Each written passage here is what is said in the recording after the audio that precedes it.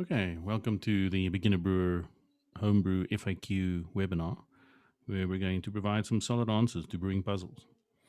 And this is really based on many years of helping people to be better brewers at home.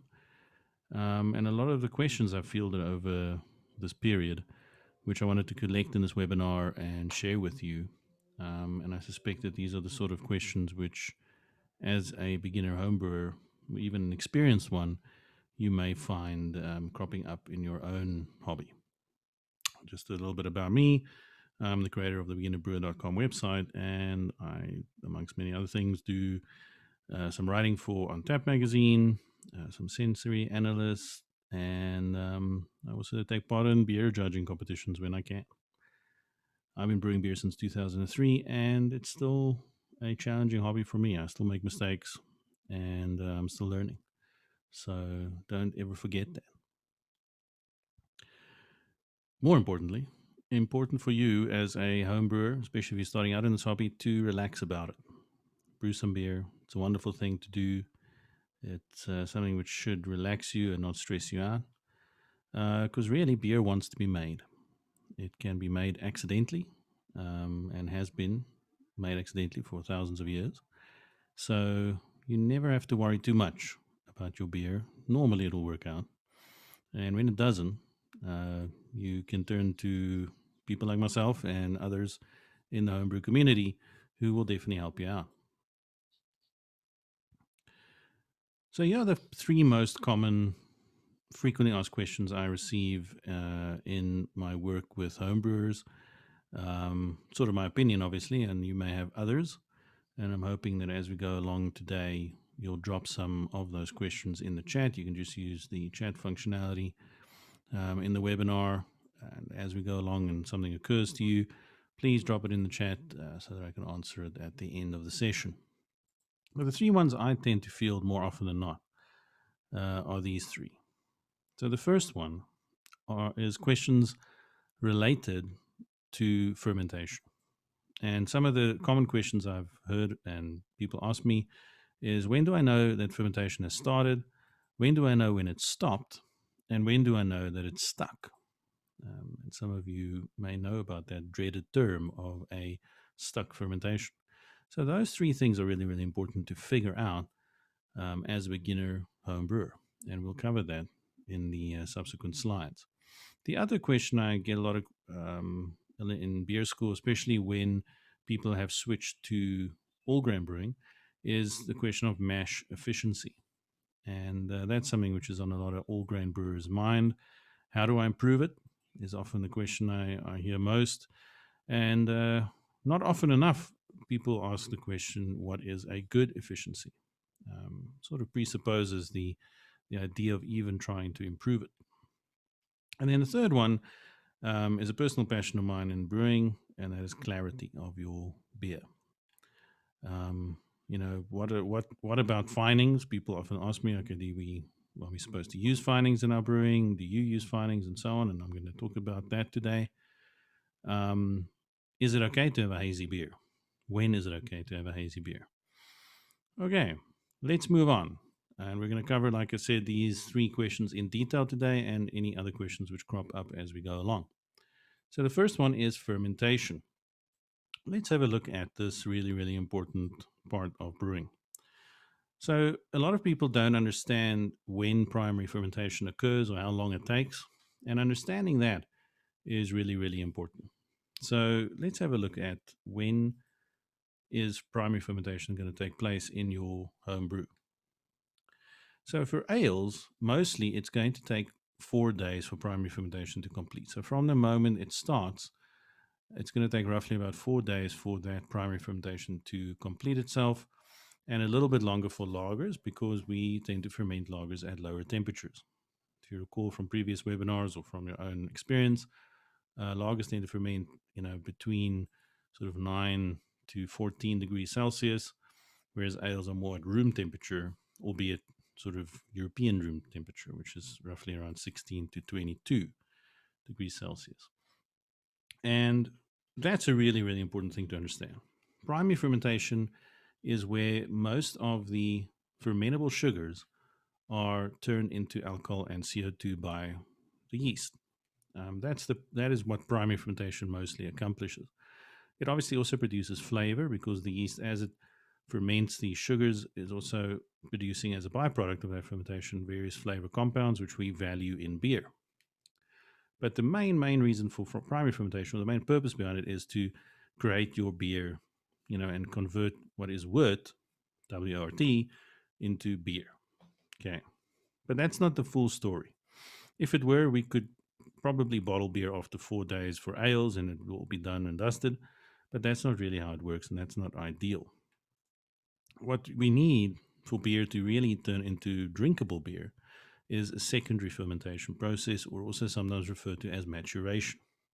Now, if you're very into the technical jargon of brewing, you may find that these things are not used interchangeably, but for the purposes of today, I will be using them interchangeably. Now, secondary fermentation for ales takes roughly about 7 to 10 days, whereas in lagers, again, it will take longer because of the lower temperatures we're working at. So this is where the yeast is doing other things to the beer. It's still slowly converting some of the remaining fermentable sugars, but because the yeast has done much of the work, and obviously the yeast cells which were involved there have been kind of exhausted, there's less active yeast than in the wort or in the beer. And what it's now doing is it's helping to meld the flavors together. And the flavors themselves, is just the process of maturation, are now maturing in the fermentation vessel.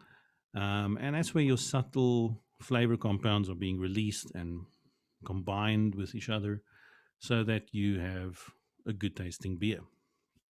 Um, and that's something you cannot really skip. Okay, there are the big macro brewers have found ways to shorten this period, obviously because their primary goal is to produce a whole bunch of beer and get it out the door quickly. But for the home brewer, you don't have that rush. You don't need it. And in fact, many people would argue that you to make truly tasty beer, some really, really good beer, you need that maturation period. Okay. When does it start? Well, it usually starts, depending on the temperature which you're fermenting at, within a couple of hours of you pitching the yeast into the wort. So the warmer the temperature of both the yeast mixture, if you're rehydrating yeast or using liquid yeast, as well as the wort, will determine that. So if it's at room temperature, you should get fermentation starting roughly within about 3 to 6 hours. If it's colder, it's going to take longer, up to maybe even a day, where primary fermentation really starts kicking off. That's an important concept because we want fermentation to start reasonably quickly, and that's simply so that the yeast can start outcompeting any other wild yeast, for instance, which are also in your beer, which you may have gotten through contamination, or any bacteria which may have inadvertently entered your beer during this process. Yeast is phenomenally good. Beer yeast is phenomenally good at fermenting beer and fermenting rather fermentable sugars. And so once it gets started, it pretty much uses up the food and the minerals and the nutrients which other organisms may also capitalize on. And so it literally sort of outperforms these things and hence kills their activity. So that's one of the main reasons you want fermentation to start quickly. The other one is obviously you want to follow this schedule. You don't want to wait forever for primary fermentation to take place. And also, the more alcohol is in your beer because of primary fermentation, the less susceptible it is to infections because alcohol is a natural disinfectant. And especially for the kinds of bacteria which are known to spoil beer, they don't operate very well in high alcohol environments. And here, high alcohol means the typical ABV of a typical beer, around about 4 to 6%. So when does it start? It's a reliable indicator in some ways to look at your airlock, but there are many different problems with using your airlock as an indication. You can really, and you may think this is kind of weird, but you can certainly, if you have a semi-opaque vessel, you can see it starting because it's a very violent process, primary fermentation. You can also smell it. It will change the aroma which is coming out of that fermenter. It goes from very neutral to somewhat fruity in some ales. In lagers, you may even pick up a slightly sulfuric scent or aroma, something like burnt matches. And obviously, then you could hear it through something like the airlock. And as a last resort, of course, you can also measure it with a hydrometer. Not recommended, really. You don't really want to be opening up your primary fermentation vessel right away. It's not great to introduce, anything which might float around there in that period. So one of those methods, either the aroma or the activity in the airlock, will definitely clue you in to, or visually seeing it happen. If like I said, there's a semi-opaque vessel, will clue you in that it's started. When does it stop? So I hope that I've kind of answered this question already, because you can see that it really never stops until you're really almost ready to package. You'll be able to bottle it. But primary fermentation is very quick.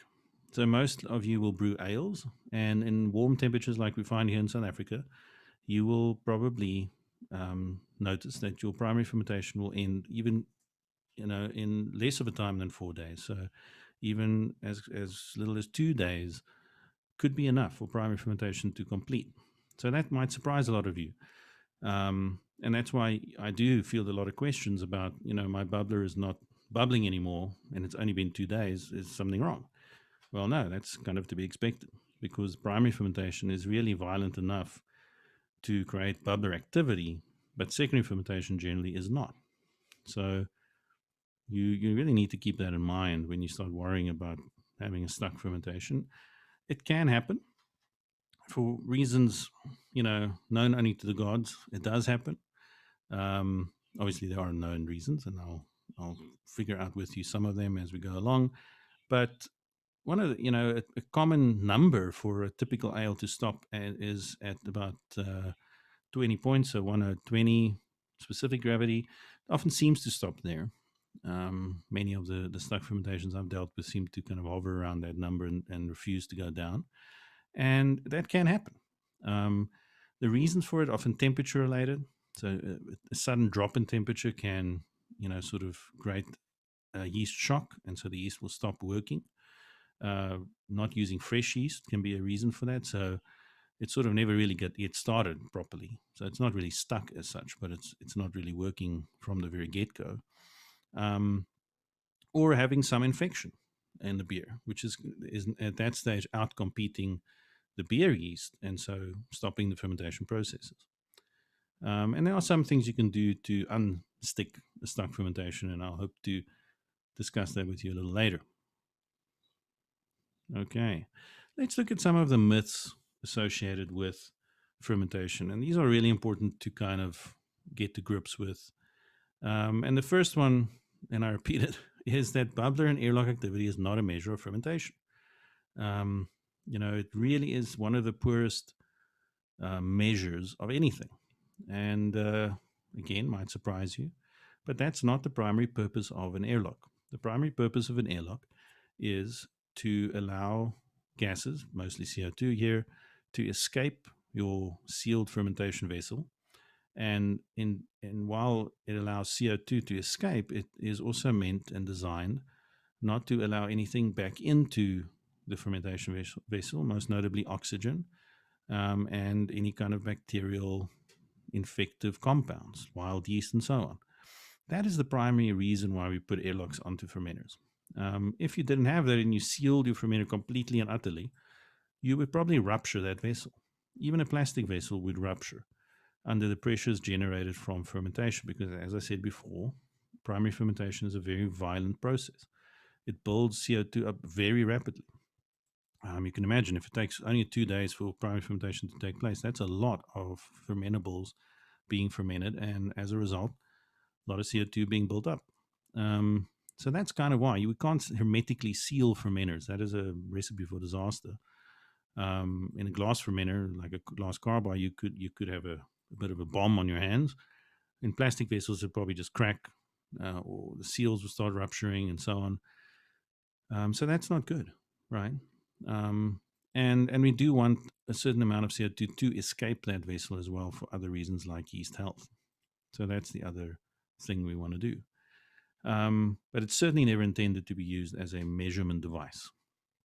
Actual measuring using something like a hydrometer really is the only way to go. And then I would only start measuring once the primary fermentation is complete. So again, maybe 5 days or so into the fermentation. You can measure, take a sample using sterile equipment and measure it, and you should find that you're very close, if not already at, your final gravity number. And that final gravity number in recipes really is the indication of pretty much where it's going to end up in primary fermentation. So measuring is the only way to be sure. So never ever think that because your bubbler is no longer bubbling that something's wrong. It's often to be expected. It never even needs to start bubbling.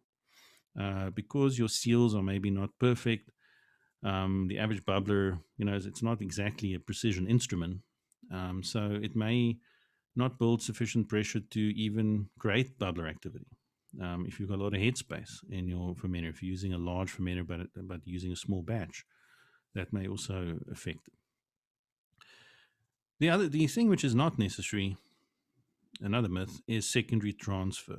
So if you've read any homebrew books written sort of pre 2000s or even recently, a lot of people still believe, a lot of homebrewers still believe that you should transfer your wort after primary fermentation into a secondary fermentation vessel to do secondary fermentation out, away from the primary fermentation vessel. And you'll see that it's a ubiquitous kind of piece of advice. But a lot of research and experimentation by homebrewers and brewing scientists have shown that when it comes to the kinds of volumes which you have in homebrewing, small volumes, something 19 liters usually is about as much as you're going to brew in any one batch, or even more if you're someone who brews larger batches, even up to 50 liters. That kind of quantity of beer simply isn't enough to cause the problems which secondary transfer was designed to solve. And the most obvious thing for secondary transfer, why it does take place in commercial brewing, is to remove the beer from what is essentially a really, really large cake of yeast at the bottom of the fermenter. And as yeast starts using up its own resources, it starts autolyzing, so it starts eating itself in a sense, and that creates byproducts which could be problematic for the flavor and flavor stability of beer, especially. So commercial brewers do need to worry about that because they literally are brewing thousands of liters of beer, and you can imagine the cake of yeast at the bottom of a fermenter like that is in itself more volume than you would brew in a beer. So definitely more than 20 liters of yeast can be produced very easily in such a process. And that's why commercial brewers do need to transfer beer off yeast into a secondary vessel usually. Or alternatively, what they often do is they actually tap the yeast out of the conical fermenter at the bottom, so they don't have to have, double of everything. Fermenters aren't cheap. So for commercial brewers, yes. For home brewers, no. It's simply you're not brewing enough beer to warrant the risks which are attached to secondary transfer, and there are many. Because as soon as you open up your beer, racking it to a secondary fermenter, you're opening it up to oxygen, you're opening it up to potential bacteriological infection. It's not a good idea. Okay, so I would counsel against that. But secondary fermentation is still important. So you still need to give that secondary fermentation process a chance to work. And it's going to take place even if you don't transfer it into a different vessel, because what's happening is the beer is still not, it doesn't have as much active yeast in solution, and your secondary fermentation is still taking place. Okay, mash efficiency. So that is the measure of the percentage of extracted sugars as a function of total sugars available in the mash. That's a mouthful. But essentially, to put it another way, if you had 100% efficiency, what that would mean is that 100% of the available sugars were extracted from the grains in your mash. So there's literally nothing left in the grain bed or anywhere else but in your kettle at the end of that mashing. No one gets 100% efficiency. That's a mythical number, even for commercial brewers, and certainly for home brewers as well. Now, if you've attended the previous webinars where we did brew in a bag, which is a lovely method of starting with all grain brewing, and not just starting, but brewing some fantastic beers, that is not as an efficient method as some of the other methods where you might do a proper sparge. In other words, where you wash the grain bed with water and wash the sugars free of that. So typically in a BIB kind of setting, we would get efficiencies ranging from about 69 to 85%. It's rare for us to get more than that out of BIB. Typically, it's sort of in the middle. When I brew using this method, I tend to kind of hover around 75% or so, and sometimes go up to 80, but that's rare for me. And if I talk to people who've done this for many years as well, we tend to converge around those numbers. So, what's this whole thing around mash efficiency? I think it's more important to know what your typical mash efficiency looks like rather than trying to get the best possible efficiency. Um, and because when you know, you can adjust your recipes accordingly. If you're using software like Beersmith, it has a function of inputting your mash efficiency and then it adjusts the recipe you're working with accordingly, because obviously you will need more grain with a lower efficiency than you would in a higher efficiency, simply to reach the same numbers. But it can be improved. Generally, if you start hitting numbers below 69%, so in your low 60s or 50s even, that generally is not a good thing, because there is one problem with low mash efficiency, and that is you're obviously not converting starches into sugars, which is the primary point of mashing. And we don't want starches in beer.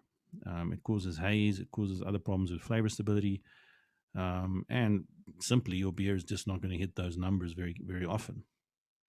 So it can be a problem if you hit low numbers like that. So how do you get more efficiency out of your mash? And I'm kind of ranking these in growing complexity. So I'll start with the simplest possible strategy you can adopt in trying to raise your efficiency: stirring the mash, right? Getting a wooden spoon, slotted spoon, something with holes in so it's easier to use, or a plastic spoon usually. With brew in a bag, we want to use those sort of materials because you don't want to use metal, which can tear the bag. And just stirring it 3 or 4 times during the mash itself. So, if it's a 60-minute mash, maybe every 15 minutes or so. And just giving it a slow but thorough stir to make sure that the grains mix in with the water and get a lot of contact, because that's one of the things which mashing needs to have. It's surface area, right? You want to create as much surface area for the enzymes to do what they do best, which is convert starches into sugars. So that's a very low effort, high gain strategy. And in commercial brewing, you will see them do that with these giant rakes, which sort of move slowly through the mash. You can also make your mash time longer.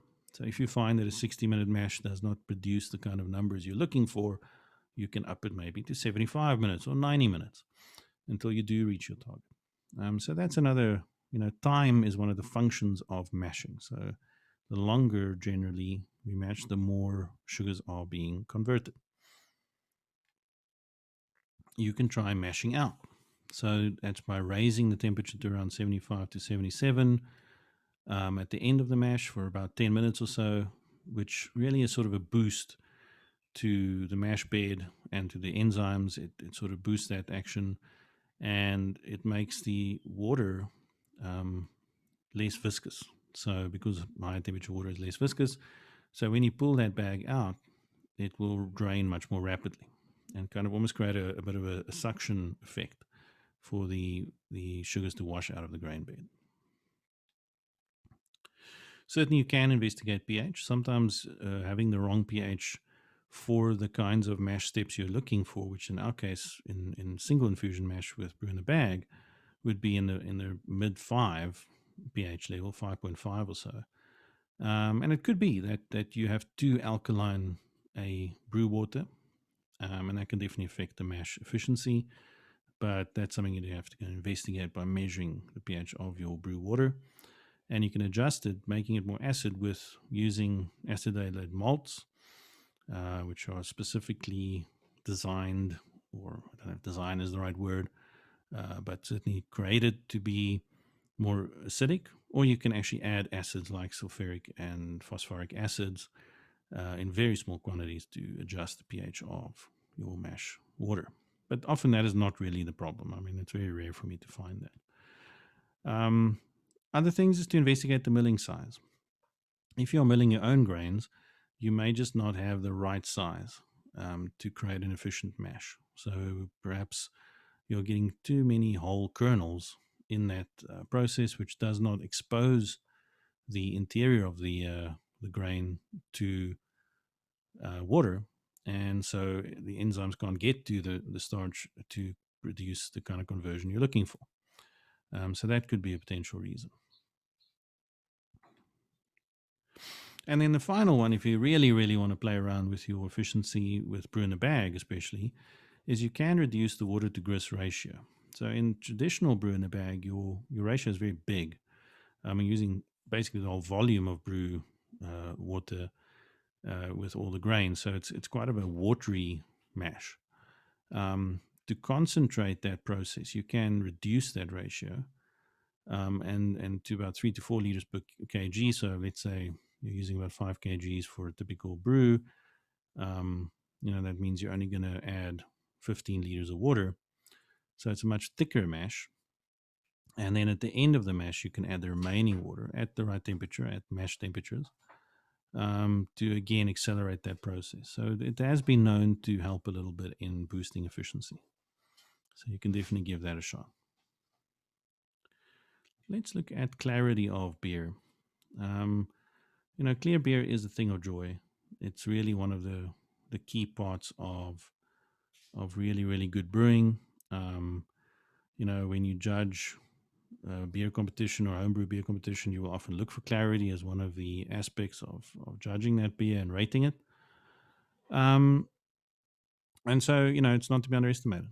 What creates clarity, or more specifically, what creates haze in beer? Well, it's a function of the proteins, the carbohydrates, the starches, and other things in your wort, which end up in the finished product, right? It kind of makes sense. So the more proteins which have not been removed, the more starches, for instance, which have not been converted into sugar and so on, you will get increasing levels of haze and, sort of turbidity in your beer.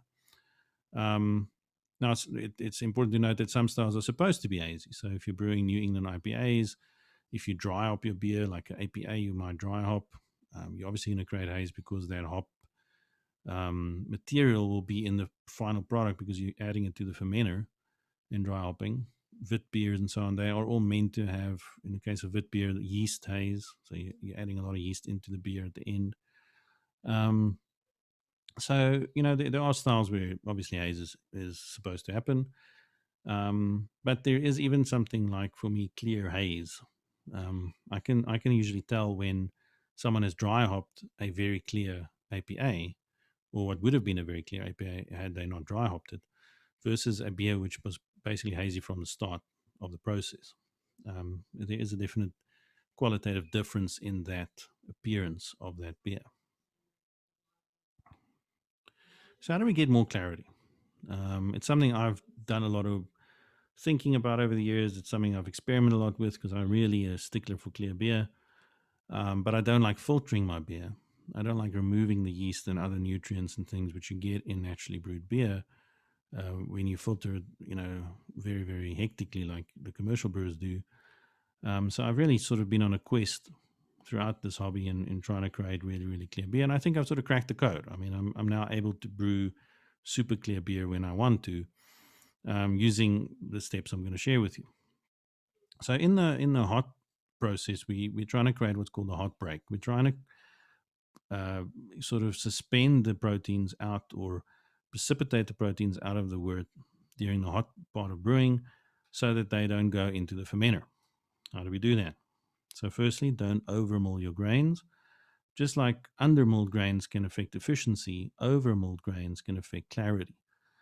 So we don't want to add a kind of a grain flour to the wort because that's difficult to remove. It's got other problems as well. You get a very grainy tasting beer often. Where you literally, it tastes like husks. And that could be one of the consequences of overmilling your grains. But certainly clarity is going to suffer. You need to achieve a full rolling boil. That is perhaps the most important part of creating clear beer. If you don't do this properly here, it's going to be really difficult for you to clarify your beer later, even with using other things like finings. because the thing which breaks up the most proteins the most efficiently is a full rolling boil. And in previous webinars, I've shown you videos of what that looks like. But it's not a simmer. Okay, it needs to be a kind of a semi-violent boil, where the entire volume of liquid in your kettle rolls over rapidly, and that kind of boiling process will really break up proteins very efficiently in the wort, which will result ultimately in much more clear beer.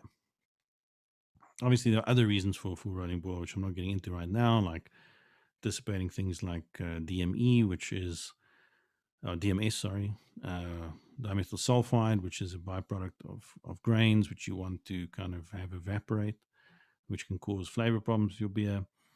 But in terms of clarity, it certainly is one of the things you want to do. And I prefer using hot break finding, so things like Irish moss, which you add around the 10-minute mark, because again, they just encourage more protein dropout in the kettle. So what few proteins still remain in a reasonable size to be seen by the naked eye will be collected by something like Irish moss.